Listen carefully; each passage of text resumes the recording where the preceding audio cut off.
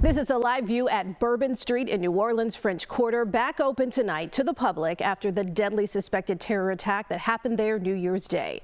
Investigators are piecing together evidence, hoping to find out how the attacker who drove his truck into the crowds became radicalized. Kati Weis starts our team coverage tonight from New Orleans. The FBI says the Army veteran who drove a pickup truck into a crowd of New Year's revelers in the heart of New Orleans acted alone.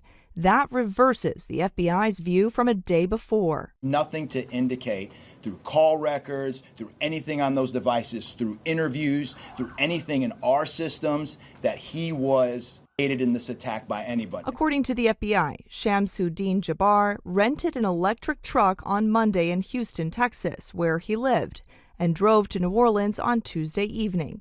After midnight on the morning of the attack, he placed 2 improvised explosive devices in coolers in the French Quarter. He posted a final online video proclaiming support for ISIS just minutes before he plowed into the crowd on Bourbon Street. He was 100% inspired by ISIS. Trevor Neal remembers Jabbar from their time in the Army. I can only speak for the 2011 version of Sham.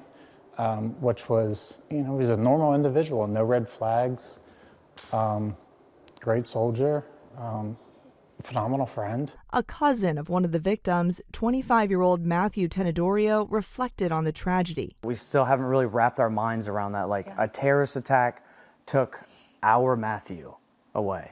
Bourbon Street reopened under heightened security as New Orleans seeks to return to some sense of its old self. Kati Weis, CBS News, New Orleans. Before Bourbon Street reopened to the public today, there was a small ceremony honoring the 14 people who died in the attack, with the yellow rose representing each of the victims. Right now, we know at least 2 women and at least 7 men lost their lives. We are still waiting to learn the identities of 5 of the people killed in that attack.